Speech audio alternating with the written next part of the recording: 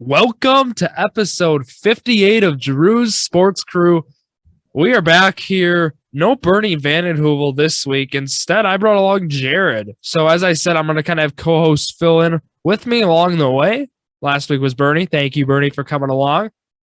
This week's Jared. It's Jared from Journey to Million, I should add. So how are you doing today? Doing good. Thanks for having me on this week. Looking forward to it. Yeah, coming off a great day of Milwaukee sports on this Easter Sunday. We'll talk all about it. We'll talk about what Marquette did. We'll talk about what the Brewers did and the Bucks. So that'll be later in our weekly sports talk. But as I said, these past weeks about the upcoming changes and rebranding. At the start of episode 57 last week, I kind of aired, a 2-3 minute clip explaining like what the plan is. So if you've not listened, please go back and listen to that. With that here, let's go into the shout out of the week. And Jared and I, before the air, we talked about it. We decided our shout outs of the week. We got two people, Brooke Lopez and Trevor Gott, and both of them rightfully so, Jared, right? Yeah, for sure. I mean, Middleton, awful game. Holiday, same. Lopez kind of picked it up, having 11 points in the first quarter, kind of slowed down a little, but he ended up with some clutch and ones at the end of that game. And then Trevor Gott, Devin Williams got into a little trouble in the bottom of the eighth, or top of the eighth. He walked in 2 runs, I think, and he walked in a run and a hit. So he gave up 2 runs, and Trevor Gott comes in the eighth with the bases loaded, and he gets the out. So shout out to those two guys this week. Yeah, Trevor Gott. Talk about what he did. He came up big, and so far his numbers, they're looking great. We'll get more into this in the baseball, in the baseball segment here, the Brewers Weekly Talk, but let's just say the K rate right now is in the 86th percentile out of all MLB pitchers. So looking very good right now, looking like a good signing for the Milwaukee Brewers. But with that here, let's go into the stats of the week. I got a good chunk here, a lot of good stats, a lot of crazy stats that took place this past week. So I got to touch on them all here. Starting with the home opener. There's a near homer from Christian Yelich. It was a whopping 109 miles per hour off the bat. And it was 409 feet. And 2 days before that, so that would have been April 12th, he hit 111 miles per hour at 398 feet. And last year, he only had one ball all season hit at least 109 miles per hour and 390 feet. So good signs for Yelich. The walks are still there. Walks are up as well. And the exit velo's up for Yelich. I'm not worried. I think Yelich is going to look better than he did last year for sure. Jared, what do you think about Yelich? I mean, yeah, if you can get back to his 2019 self, MVP season, I mean, not even that, just better than what he had last year. He had 9 home runs last year. Although he hasn't hit one this year yet, I mean, it's there. His exit velo is there. His contact is there. He has a few strikeouts. I had a Cubs fan that pointed that out to me today, actually, that his last few games, he's had a few strikeouts. That's still there. He's getting on base, though, so that's all we can ask for him, really. That's what we want. And, you wish exit velo would be up, considering they're batting him at the 3 spot, right? Getting maybe more RBI opportunities, but hey, it'll do right now. I think he's okay. And we've seen good signs from him. And next stat here, that Jonah Heim grand slam we saw for the Rangers off Shohei Ohtani was the first home run Shohei Ohtani has allowed ever on his splitter. So, and that's an MLB, of course, taking into account his games in Japan, but that's a crazy stat there as well. Next stat here. I love this stat. I always like to find good stats, and I'll dig for them. And here's one of them. The 4 hits in a game, including a leadoff home run for the Pittsburgh Pirates, their franchise, in the last 70 seasons. Jared, did you see this? No, I didn't. All right. Well, there's 6 guys, and the 6th one was added Thursday. So there's Bill Ullman in June 22nd in 1986. And then next one here, Barry Bonds. Chris Duffy then joined it in 2006. Andrew McCutchen in 2009. Kevin Newman in 2019. And then Daniel Vogelbach joins that list on Thursday. Yep. 4 hits in a game, including a leadoff home run. Daniel Vogelbach, the Brewers will face him Monday. So, it's great to see Big Dan. Everyone loves him. And that's going to be, hopefully he'll get the rightfully deserved standing ovation. Probably won't see him Monday as Lauer's pitching, but I still want to see Big Dan back. What do you think of him in the leadoff spot? I love it. We see Jorge Soler bat leadoff for the Miami Marlins. I mean, we've seen these big power hitters bat leadoff. Look, Daniel Vogelbach, he gets on base. And I totally like the decision to do that. He can walk, his walk rate's nice. He does not chase. I think it's a good decision there. But talk about bad decision here. LA Angel, the Angels, Joe Maddon, he becomes the first manager to order an intentional walk with the bases loaded while trailing in a game since Jim O'Rourke of the Buffalo Bisons did on August 2nd, 1881. So there's a stat there, and Angels won that game. And that kind of leads into my other stat where teams right now, they're 7-0 when they issue a bases loaded intentional walk since 1900. You're 7-0. So, Jared, what did you initially think of Joe Maddon's decision there to intentionally walk Corey Seager with the bases loaded? I'm not a fan, and I'll get into it, but I want to hear your thoughts first. Well, I had the same reaction as Mike Trout in center field did. He's pointing at the runners like, wait, what just happened? Like, he was confused. And I was like, he's not Barry Bonds. Like, you don't need to walk Kyle Seager or Corey Seager to, allow, it's one run. I get it. You're avoiding bigger damage, but like, I don't think that's worth it. I mean, you're allowing a run I don't like it at all. I mean, it's it worked out, but like, it's stupid. I don't know. I just don't like that you allow a run just like that. It worked out in the sense they won, but followed the intentional walk. There's a sac fly and then a balk. It didn't really work out, in that inning, but again, they got it. And I know Maddon pointed at the balk on why it hurt, but come on, your pitcher was flustered. The dude just intentionally walked in a run. I guess we saw this in 2008. The last time was when Josh Hamilton was given the free pass, also by Joe Maddon, and that was a Josh Hamilton, young one that was leading towards his prime. I mean, these were some of his prime years, and you can maybe understand that, but again, Corey Seager hasn't been at that Josh Hamilton MVP level, that we've saw in his early career. So I still am questioning this decision. I know there was some people on Twitter who was like, this guy's got to be fired on the spot. And again, Mike Trout's reaction was priceless. That was gold. But who was on deck? Interesting stat. It was Mitch Garver. Okay. And that's, yeah. So, personally, matchup wise, I guess if you want to go righty on righty, if he felt more comfortable with that, but still, it's Corey. I know Corey Seager, he's a great player, right? Still not that Barry Bonds, maybe even prime Josh Hamilton level. I think that prime Josh Hamilton one might be a stretch too, but whatever. Angels still won. Just interesting things that happen in baseball. Next stat here, still in the world of baseball, Yankees have now allowed 2 walk-off walks over the last 15 seasons, and guess who's been the culprit for both of them? Aroldis Chapman. He's been on the mound for both. 2017 against the Red Sox was the last one. Next one in NBA, the Pelicans, they started 1-12 on the season and made the playoffs. They are the 4th team to start 1-12 or 0-13 in a season and reach the playoffs. That joins the 96-97 Suns, 84-85 Cavs, and the 67-68 Bulls. So interesting company there.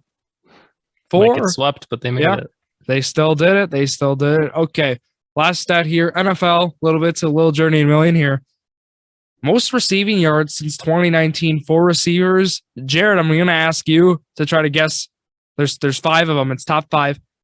I'm going to try to ask you here. Guess who are the top 5 receivers with the most receiving yards since when? 2019. Since 2019. Okay. Adams. He is number 2 on this list. Okay. Is Jefferson up there? Jefferson is not. Okay. Nope. Chase is young. It's not going to be him. Is Cup up there? Cup is number 1, and I'll give you 3 through 5. Stephon Diggs, number 3. Travis Kelce, number 4. Hopkins? DJ Moore. Colin Ratzak's DJ Moore, number 5. So just that kind of rounds out the stats of the week. And let's go to On This Day, Jared. On this day, April 18th, 2022. Here we go. 1923. 74,000 people on hand for opening of Yankee Stadium. Only 62,281 of them paid. So they got some people snuck in there for free or something. I'm not sure what happened, but on this day, 1946, Jackie Robinson, he debuted as a second baseman for the Montreal Royals. So add that to Jackie Robinson debut. It was April 15th. It's always great. Glad that happened this year. I know there's some concern with the lockout. It's always a fear of mine. And 1958 NL single game record. Crowd of 78,682 people at Los Angeles Memorial Coliseum as the Dodgers, they win over San Francisco 6-5. Bill Russell in 1966 on this day becomes the first African-American coach in NBA history, and that's for the Boston Celtics. True winner, true competitor in Russell, and just, a great moment there for the Celtics and Bill Russell on this day. 1991, John Stockton, he breaks his own NBA season assist record at 1,136. Do you think we'll see Stockton's assist record ever be broken, Jared? Only if Chris Paul stays in the league for a few more seasons, that he might be the only one that could possibly catch it. But I mean, I don't. That's a great record. I don't think that'll be beaten. No. Yeah, there's some records that are going to be hard to beat, and I think his steals record, right, his assists, right, those records are going to be tough to beat. Guys like Chris Paul. Maybe we'll see a guard. LaMelo Ball can keep assist numbers up, for 20 years, the way he kind of did this year. Maybe, right? But other than that, of like current NBA players that are young, I can't really, maybe see. Maybe Darius Garland. I mean, he's having a few games where he's been having a lot. But he doesn't seem like one of those guys to me that would do that. So last one here, Jared. I include this one just for you on this day, April 18th, 1998, the NFL draft. Tennessee quarterback Peyton Manning, first pick by the Indianapolis Colts. And what a great pickup, for the Colts. They didn't mess that draft pick up, Jared. No, they didn't. I mean, great pick, great player, Hall of Famer. Got him a Super Bowl. I mean, not much else you can ask. Yeah, so there it is, Colts legend there. And with that, let's go to our weekly sports side. We're going to start in the world of baseball. We're going to do the Milwaukee Brewers, of course, talk about how this past week went, talk about the Brewers Prediction Challenge. So round one was last week. Number one featured myself against Bernie. I did lose. I did say they would go 6-1. I like them this week. You played 3 games against the Orioles, and then you played the Cardinals at home. And I mean, the Brewers played terrible this past week, and they still, split the season series, or the 4-game series, and then they against Cardinals, and they won 2 out of 3, from the Orioles. So still, not a bad week whatsoever, going 4-3. I think, I'll take that, but I did say 6-1, but Bernie does win this one. So how it works is Drew's 0-1, and then the people, I'm just grouping all the guests together. The guests right now are 1-0. So Jared, maybe you can get the guests to 2-0. As we'll start right away with the prediction challenge here. And how this works is I'm going to read, the 6 games they have. So it's a 3-game series against the Pirates, a 3-game series against the Phillies, and that one's at Philadelphia. So keep that in mind. Pirates is at home. And you're going to tell me how you think they're going to do this week. Are they going to win all 6? Are they going to lose all 6? What are the Brewers going to do in these 6 games? Well, they got the Pirates for 3. Pirates are 5-4, not a bad start, especially for the Pirates. Phillies are 4-6. I think we win with Burns and Woodruff. We lose with Peralta. He's been shaky. So that'd be 2-1. And then I think that the Phillies take no, I say we win both series, 2 out of 3. So I would say 4-6 overall. So 4-2. 4-2. And how this works then is if I go up, I get 5-1, 6-0. If I go lower, you get them, right? If that makes sense. So who's ever closer, it doesn't matter if you go over. So you put me in the spot. Do I go 5-1 or 3-3? And with me, look, Pirates, I like go 5-1. I like going up, and I love rooting for my team. So I'll go 5-1. Jared goes 4-2. So we'll see how that pans out. But let's talk about last week's action here. They got the 3-game series against Baltimore to start it this past week, and the Orioles home opener. Look, they got shut out it was the 2nd time of the season. And at that time was the MLB lead. It's still, I think they're tied for the MLB lead maybe in shutouts, but it was a tough start offensively. And Jared, were you able to catch some of that series? What did you think from the Brewers? I have some opinions that I'll gladly share. Just want to hear what you think first. Yeah. So their pitching has been not the best, not living up to all expectations. Offense is kind of the same as we thought it would be as last year. I mean, their most runs scored in the game so far is like 6, and that was today, I think. So against the Orioles, like home opener, getting shut out, that's embarrassing against the Orioles. I mean, anyone getting shut out is embarrassing, but that was tough. Winning the series was decent. It's just our home opener, we won 5-1 against the Cardinals. That wasn't exciting, but then we lose the next day 10-1. So it's like this team is confusing still. Mediocre, I'd say. We're 4 or now I think. Yeah, we're 5-5 now. I'm pretty sure, right? Or are we 4-5? 5-5. We're 5-5 now. So I mean, getting back on track. Hopefully they can take 2 out of 3, if not sweep the Pirates. But I mean, so far it's been kind of a little underwhelming for me. Yeah, you're spot on with that. Being able to catch myself all the games last week. Basically the bats. It looks right now like the 2020 Brewers, and I hate to say that offensively, but it just does. It's Hunter Renfroe. He's been on a 5-game streak, and he's been hot as of late. He's been trending upwards, but Yelich had a rough past week. Wong finally, Thursday he finally, started getting hot. Same with Narvaez as well.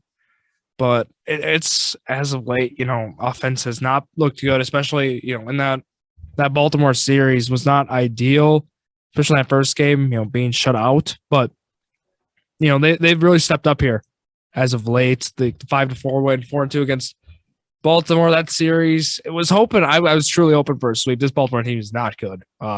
They're starting guys who should not be starting baseball games right now. And that's just in the position they are in right now. But again, St. Louis, that Thursday game, I was at the home opener for the Brewers. I was posted on it, the story and such, but they played.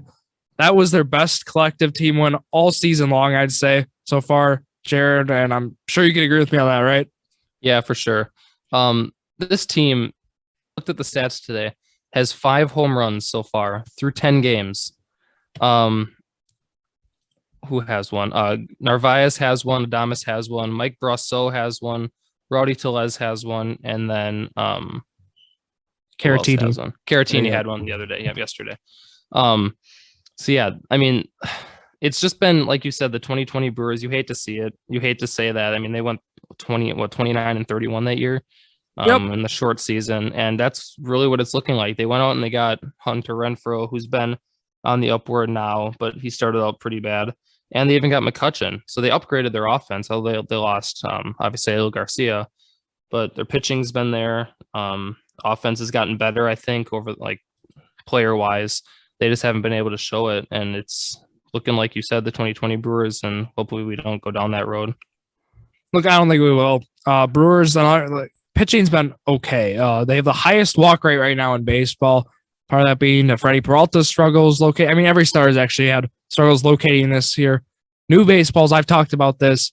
All 30 stadiums have a humidor now. And what that does, as we mentioned in prior episodes, kind of takes some life out of the baseball, right? This is what's used at, Coors Field, had one implemented Chase Field in Arizona, right? Some of these places where the ball flies, they've had. But what they've done, they've used a humidor, and now all 30 stadiums are going to have a humidor to store their baseballs, and that's something at the story not many people talked about at the start of the year. So I'm not saying that's part of the Brewers' offensive struggles, because some teams have still thrived offensively this year, but certainly can't help, right, with this Brewers squad. And I don't know. I think they'll be okay. I'm not worried. I think this team still wins 90+ games, wins the division, right?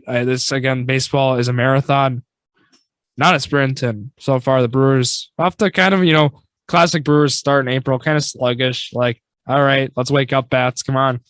But I think this Pittsburgh series this upcoming week, gives them an excellent opportunity to wake up those bats. So, with that, Jared, you got anything else to add here before we talk? Some other stuff? It's still early. The Pirates, like I said, are 5-4, and they're not going to win more than 60 games this year. Or so predicted. So you can't really look at standings yet or anything like that. So we got a long season. It's 162 games. So we're through 10 games and they're 500. So you can't really make some judgments yet. They played the Cardinals, they're good, but maybe hoping for a little better so far out of the Brewers. Yeah, and so far the top hitter OPS plus wise, Rowdy Tellez. 158 is his OPS plus, but other than that, Yelich again. Yelich looks good, as I pointed in the exit velo stat. Trevor Gott looks good. I want to touch on that still. Hader looks really good too. Hader looks awesome. Some concerns with Devin Williams, right? That's something that I still think it might be probably because, look, Devin Williams, best changeup in baseball. What are you gonna do? Sit on a changeup? That's what teams have done. That's what and that's worked because can't locate the fastball. 3 walks today. He doesn't have something he can fall back yet. He's not developed enough to kind of have that second pitch maybe to work with because now it's been all changeup these first few seasons for him, and he can't roll like that. So I'm really hoping he kind of makes that adjustment here. But Trevor Gott, Jared, talk about an ad that nobody talked about. I mean, we talked about it here on the Sports Crew, of course, but expected ERA right now, 81st percentile, Jared. He is one of the top relievers right now, top pitchers, I'll add, in baseball right now. So I know it's small sample size, but things are looking good for Mr. Gott here. From the Giants, I'm pretty sure. Yep, right? Yep. Yeah. I mean, it's still early, like I said, but I mean, if this keeps up, you might want to consider Gott your setup man. I mean, obviously Williams is struggling right now. We have Boxberger and Jake Cousins, but Gott's been probably our second best pitcher, if not third. I mean, we have Hader, who's been lights out so far, but I mean, Gott's been really good coming in that clutch moment today, saving the game, basically avoiding further damage. So another arm in the bullpen that we can trust is always amazing, especially with this elite pitching staff that the Brewers have. Exactly. And watching Ashby start Sunday, look, he got screwed over by the bad defense. Colton Wong having a bad defensive game, that doesn't happen every day. Really, that really hurt his pitch count, that hurt his runs. I mean, they were all unearned, but again, Ashby's look great still. Ashby is phenomenal. I mean, that Aaron Ashby stock, I'm buying his stock. I'm buying Tyrone Taylor's stock. And I still like Castanera. I think he's a guy, he's looking good. I mean, he's putting together good at bats, and that's what I've been watching this whole week is can he put together good at bats? And he's so far exceeded my expectations. Look, he took a walk on Sunday. He drew a walk. And he was laying off pitches that I mean, 2020, 2021, I've seen him. He was swinging away on some of these pitches, and he's looking a lot better. So that's something to keep in mind for the Brewers. But again, these guys, it's all about. I mean, Council says it's best in his post game, conference. It's about putting together good at bats. It's about that, and some days they haven't been just putting together those good at bats, and Sunday was one of them. They put together some nice at bats. Dakota Hudson walked a lot of batters, and they really took advantage of that. And this weekend's gonna be, or this upcoming week, pitching matchups. Well, there's some of them I'm looking for. Mitch Keller he's a pitcher for the Pirates who we'll see, I believe, Tuesday. That's going to be interesting as he's kind of, he's looked a lot better this year. So I know the numbers like last year, if you look at them, oh my goodness, this guy's terrible. But is he from the Royals? Nope, that's Brad Keller. Oh yeah, you're right. There's 2 Kellers, but I believe we'll see Zach Thompson on Monday. Yes, we will. And yeah, I misspoke. We'll see Mitch Keller Wednesday. So keep that in mind against Woodruff. JT Brubaker against Corbin Burns on Tuesday. But I think this is the series for the Brewers bats to wake up. So with that, let's talk some Marquette here, Jared. So why we're talking Marquette, you may ask. Do you know? I don't think I do.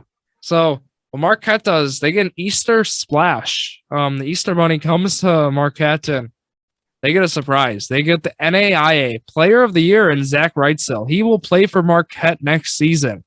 So I know it might not seem like a lot against the NAIA, right? How is he going to fare at the high major level is the question, but I think his game translates nicely. He averaged 19 points, 9 rebounds, 4 assists, 2 steals a game as a senior for the 37-1 Loyola New Orleans squad, and they won the NAIA championship with that. He is, he's a proven winner, right? And he had some D1 offers, and he decided to go to Marquette, commit to Shaka Smart. I mean, we see a lot of guys do that. And so far, Jared, the one concern here, though, in college basketball, especially at the high level, he shot well. Like I said, his game was going to translate well, but the shooting aspect might not. 4 for 27 on threes the whole season, 38 games. So I don't know what your thoughts are. I know you probably haven't heard of this guy before, but listening, to some of his, accolades, are you excited if you're a Marquette fan?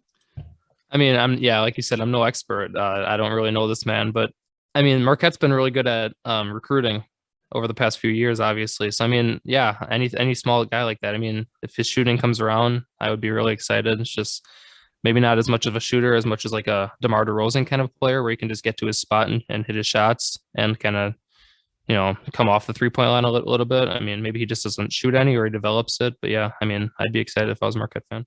Yeah, he's taking the scholarship spot from Greg Elliott, who, it seems like he's kind of the Marquette's version of Brad Davison in terms of being around forever. But with that, we got to talk about Wisconsin's transfer too, right? Kamari McGee. Yeah, I mean, we lost players like Davidson. Davis is always, I mean, obviously gone. So I'd say obviously the Badgers team isn't as good, but now with Kamari coming in, I mean, we got Chucky Hepburn, still a young team. Tyler Wall's still there. I mean, it's not as promising as this year was obviously this year was not promising because we were projected like not even in the top 10 of the Big Ten. But I mean, I don't know. This team is looking for new players, and he'll help us a lot because Davis is gone. That's a big, huge hit for the team. And with Davison, obviously the experienced veteran on the team gone. So, I mean, yeah, he's looking promising. Wisconsin will be interesting next year. We'll talk about it here on the podcast. Tyler Wall is coming back, right? Yeah. Yeah. So he's a guy who I think is going to make a nice leap. I think there's going to be some expectations for Wisconsin next year that maybe they didn't have at the start of this past year. But with that, let's go to Milwaukee Bucks. Let's talk about the NBA playoffs, but we'll start with the Bucks here, right? Game 1 took place. Is all said and done now as of time recording. So we'll recap it here. As you all know, the Bucks did in fact win that game 93-86. And Jared, I'll start with you. What did you think of game 1? Of course, I got a lot of thoughts to add, but overall, Bucks get the job done at the Fiserv. This might have been the worst played game the Bucks have played in a long time, maybe all year even. It was hard to watch. Giannis did his part, 10 for 19, 27 points. Free throws were kind of lacking a little bit. I think he started 3 for 8. He hit a few at the end then, but average game for Giannis. I mean, we expect a little more from him on the free throws. He's improved that over the year or this whole year. Middleton having 11 points, 4 for 13. That's not Middleton at all. Expect a 40 piece from him to on Wednesday might happen. The inconsistency. Holiday, decent 15 points, 6 for 16 is not good though. And then Brook Lopez, we showed them out at the beginning. Showed it of the week. He stepped up big in Giannis or in Middleton's poor showing. So Lopez came through and helped this team secure that game 1 win. Exactly. And this Bucks second half, I guess I wouldn't say this is the worst Bucks showing, overall, because defensively they played very well, but offensively, I know they put up 93 points, but come on. They were on track. They had 51 in the first half. They put up only 42, and it was just midway through the fourth quarter, it was in the 80s. It was not low 80s. So looking at that, it was tough offensively, not good whatsoever. Poor basketball. They got the shots and a lot of possessions, but they weren't falling. And I got to shout the Bucks believer here because I was texting him, Clay Taylor. I was like, you got to get Brook Lopez involved. He's got to, we saw him in the first quarter do some things, and they didn't give him the ball in the second or the third. Right after I texted that, he got the end one. And then he had some tough lay-ins, and he kind of took over near the end, made those baskets in crunch time, closed it out. So really happy. Brook Lopez answered my text message, so I think that's how it worked. But with that, Giannis played phenomenal, right? 27-16. He looked like the MVP.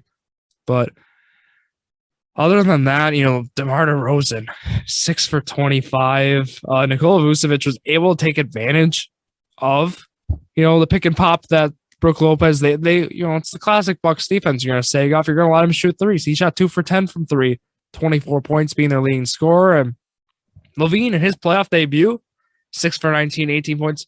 Look, the Bulls didn't shoot well whatsoever, and I think they should be happy with how they played, only losing by 7. Look, if the Bucks offense was if it was anything remotely like we saw in the regular season, this should have been a 30-point game. Yeah, I mean, like you said, it's just crazy how the Bucks played good defense, but 6 for 25, 9 for 27. They're missing so many shots. Vucevic took 8 more shots than Giannis and scored 3 less points. And he carried their team basically because DeRozan and Levine were not hitting at all. 18 points for each of them. and then obviously Vucevic with 24. The one thing that kind of bothered me in this game, obviously Giannis was in foul trouble, but as soon as they were on a run, the Bulls would go they'd hit a three when Giannis is out of the game. Then we'd come down and like Portis, who has not been shooting the best lately, chucks up a three, misses it. Connaughton gets it, shoots a three, misses it. Then Grayson Allen shoots a three. We just isolation ball. It was so bad Giannis and Lopez were both on the bench at that time. We had Portis and like Wesley Matthews, Holiday.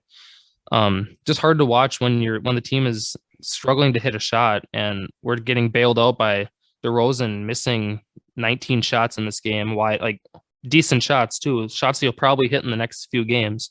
So I mean, if those shots go in and the Bucks keep doing what they're doing, hitting or missing all those wide open threes, I mean, could be more of a series than most people are seeing it as. Yeah. Point out Holiday, Middleton combined from 3, 2 for 11. Want to add on Pat Connaughton? 3 for 17. Yikes! Like this isn't winning basketball here, And offensively, I gotta add, but they're getting the shots. Like I said, just a matter of them falling. Brook Lopez getting him involved down low is going to be key in this series. Like Vucevic, he's played soft. He wasn't playing well defensively on Lopez. A lot of breakdowns, I'd say, but overall, and even against Giannis, I feel like if they got to attack the paint. This is how the Bucks team both beat this Bulls squad 4 times in the regular season. Now they're 5-0 against them. It's because of their inside play against this team, not shooting the ball, however many times. Go back to what works. Go back to, taking advantage inside until they build a wall, which, quite frankly, they have not done that yet. And to an extent, maybe we saw in Toronto. I wouldn't worry about, going 3-point. It seems like the 3-pointer right now is the forte for this Bucks. It seems like, as you mentioned, the thing they've been relying on, but other than Giannis, right? But for these other guys, I'd love to see Milton attack more. So he's settling for those contested mid-range fadeaways. I can just think about them, or even the 7 threes he took. Right, Milton needs to be more aggressive, and like you mentioned, the Chris Milton cycle. Media now has called him out, and how it works now, he turns into prime Michael Jordan for a few games. So I'm going to enjoy watching this. All my Chris Milton is good shirt on. And with that, we can hope for some more success in game 2, right? Yeah. One more thing I want to point out. So trade deadline, we had a huge acquisition. Serge Ibaka comes over. He gets 0 minutes in this game. Do you think DiVincenzo would, if he's not starting for Matthews, do you think he's a great bench player? I mean, give us some minutes. We got Javon Carter getting some minutes. Grayson Allen had 0 points in 18 minutes. I mean, obviously Connaughton, 18 minutes, 1 for 7, like you said. But like having Ibaka just sit the bench now after we traded DiVincenzo for him. I mean, it's like, me personally, anyone probably looking at this would easily choose DiVincenzo over Serge Ibaka right now, just for some bench minutes and some depth. Well, my thing is, the only big that really played for the Bulls was Nikola Vucevic. They didn't play Tony Bradley. Thompson played 7 minutes. I think, it's based on who they're playing. I think Serge Ibaka does not match up well against this Bulls squad. They ran small ball a lot, and Brook Lopez playing 32 minutes, I think is great to see, because I think, maybe in Coach Bud's first few years here, maybe he would have only gotten like 20, 25. I think, I feel like, again, he just doesn't match up well against this Bulls squad based on small ball. I don't think it would have worked out, but I certainly think we'll see Serge Ibaka in later series. I think we'll see him against Boston or Brooklyn if it gets to any of those two. But I don't think Serge Ibaka might be a factor in the series. Well, even, with Boston, if they win, Robert Williams is out. So, they have Tyson Horford. But, yeah. I see what you're saying. Like, obviously, you play matchups like last year against, was it it was the Nets when Bryn Forbes comes in and he plays all these minutes and hits all these threes. Then the next series, and then Hawks, Hawks, you see in the Hawks, you don't see him at all. So that could definitely happen. They have Tristan Thompson and obviously Vucevic, and that's all they have. So, we have Portis and Lopez on them. So I get that. I see Serge. I'm not going to say we shouldn't have made the trade yet, I guess, but we'll see if the Bucks when they should pull out the series. We'll see in the next few series next series, I guess, if Ibaka does get some playing time based on matchups. Your concerns are fair though, right? If you go out and trade a guy, you better be, give up a guy like DiVincenzo. he better be playing in big games. I completely understand the concern. And I think, that's a fair point. But again, like I mentioned, I think matchups is the way to go. And I think that's the way Coach Bud has gone. And he's proved it. And that's the way he's going to go for future games. So let's talk future games for the Bucks here. April 20th, 8:30 p.m. tip on TNT is game 2 or Bally Sports Wisconsin. April 22nd, game 3 on ABC, 7:30 p.m. tip. And then game 4, 12 p.m. on ABC as well, April 24th. Those games 3 and 4 are in Chicago. Bucks only need 4, so I'll just read those. And let's go to other games in the NBA playoffs, Jared. I'll take it, or you'll take it over here. What have been your favorite series so far in round 1? 2 of them. Obviously, we got Celtics and Nets today. A great series. Nothing's really going to beat that, I don't think. I mean, that was a great back and forth game. 15-0 runs here, 10-0 runs there. Kyrie stepped up huge. Tatum closed out the game with that buzzer beater. Just a great shot, and I'm looking forward to probably 6 more of these games. I'm thinking that's going to game 7. And then also the most intriguing series, I think. We got a young, scrappy Grizzlies team going against the Timberwolves with Patrick Beverley, who has ignited fire in that Timberwolves team. That series, the 7 seed Timberwolves ended up winning game 1 against the Grizzlies. And seeing that series, I think is going to go 6-7 games. I still got the Grizzlies, but I mean, those games are fun to watch. You got Ja Morant throwing down posters here and there. Karl Anthony Towns throwing down a poster on Jaren Jackson Jr. It's just a great back and forth game or series it's going to be. So I'm looking forward to both of those series.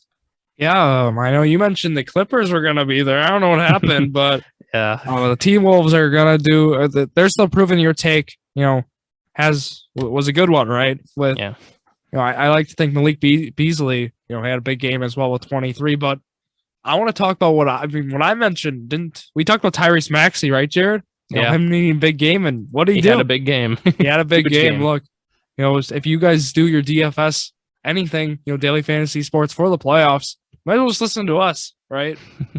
But as of right now, too, we're just waiting on the Pelicans Suns game. Pelicans are not doing well right now. The Suns up 15, no surprise there.